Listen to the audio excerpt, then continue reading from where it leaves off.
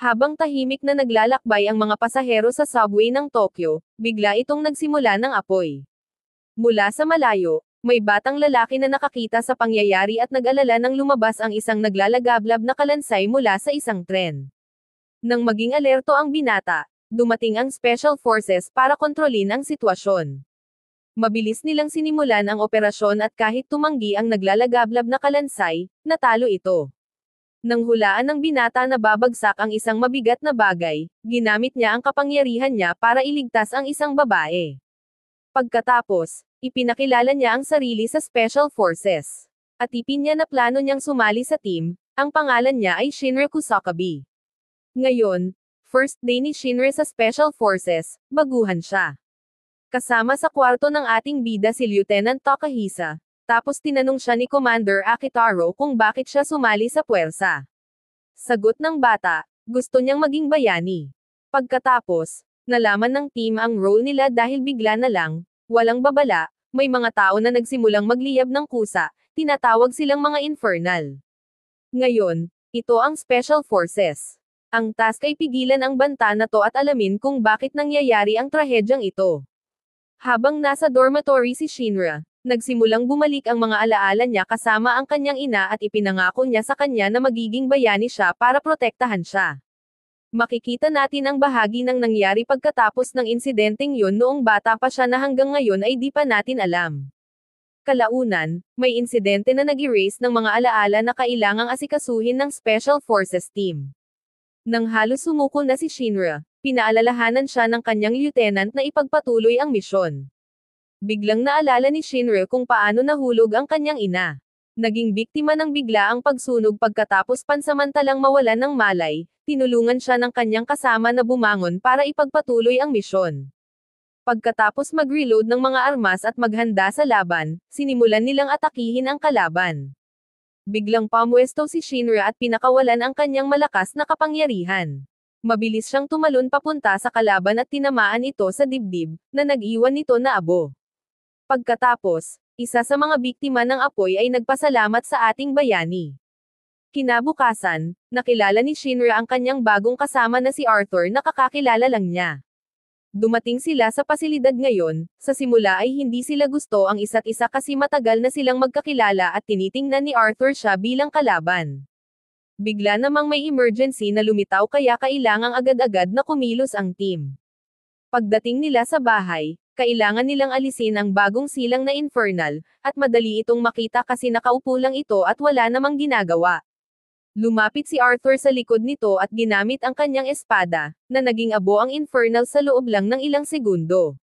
Bigla na lang bumagsak ang bahay at ang kapitan na nasa loob ng insidente. Nakita niya ang nangyari, nakabawi ng loob, at nangakong gagantay sa sinumang naglagay ng bitag para sa kanya. Si Joker na siyang nagplano ng atakeng ito ay nanunood sa sitwasyon mula sa malayo habang nakangiti. Kinabukasan, nakatanggap ang ating bayani ng malaking sorpresa nang makilala niya ang taong sumagip sa kanya mula sa sunog na pinagdaanan niya noong bata pa siya.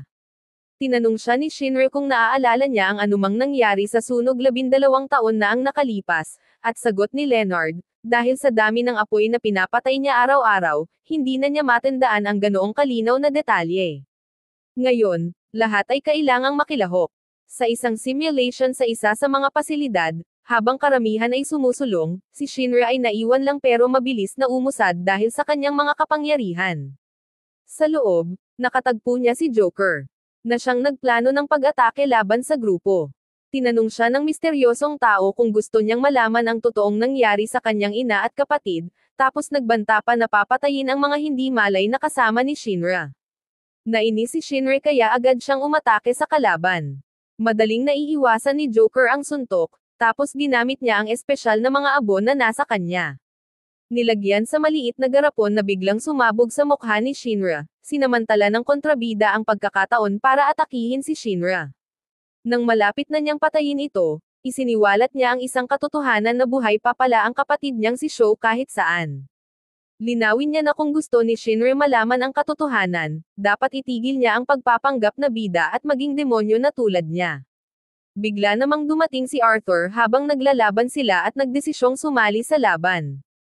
Paulit-ulit niyang inaatake si Shinra gamit ang kanyang espada, pero nagsawa na si Joker sa sitwasyon kaya nagdesisyon siyang umalis na sila, saka lang nakatakas si Shinra dala ang mga kasama niyang walang malay bago sumabog ang lugar dahil nag-iwan si Joker ng abo sa hangin. Pagkatapos, isa sa mga bagong recruit ang nag-explain ng totoong gamit ni Joker, mga impyernong abo, na galing sa mga biktima ng human combustion. Para mas maging komplikado, lumitaw ang mga impyerno na kayang bumalik ng malay at mag-transform bilang mga delikadong demonyo. Lumipad si Shinra at Arthur papunta sa lugar ng insidente para harapin ang laban. Nagsimula na sila, tapos walang sinabi, sabay silang walang awa na inatake ang kalaban. Pagdating ng iba pang kasama, nakatakas ang kontrabida at nakarating siya sa kabilang bahagi ng syudad. Dumating si Shinra at madaling natalo ulit si Mamoto, tinawag siyang demonyo ng Infernal.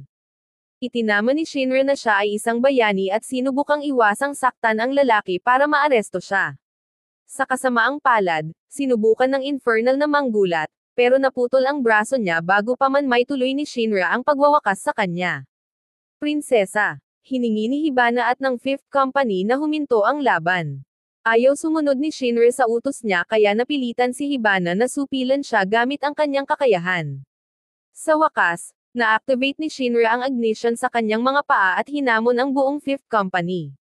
Nakahabol si Captain Obi at ang iba pa bago pa man magsimula ang sagupaan, at nagsimula silang mag-usap ng dalawang captain.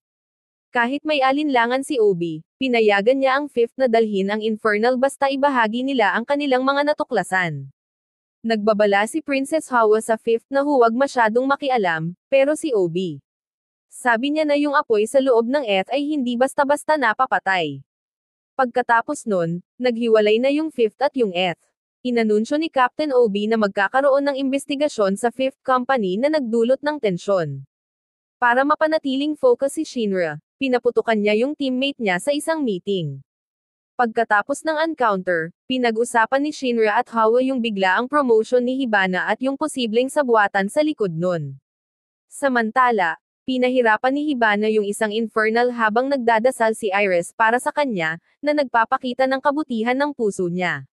Pagkatapos nun, hinarap ni Iris na si Hibana sa madilim niyang ugali at sa relasyon niya sa relihiyon na nauwi sa isang emosyonal na pagtatalo.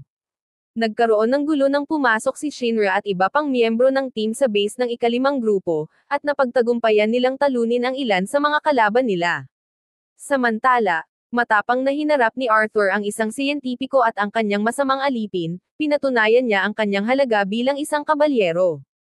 Ginamit niya ang kanyang kanang kamay para talunin si Mamoto na pinalakas ng siyentipiko, na nagpapakita ng kanyang paglago at kakayahan. Samantala, si Shinra ay puno ng determinasyon at tapang na patungo sa binalaan ni Hibana si Iris tungkol sa pagdating ng mga kakampi niya para iligtas siya, pero tinatwa lang ito ng prinsesa at sinabi na lahat ng ito ay mauuwi lang sa apoy.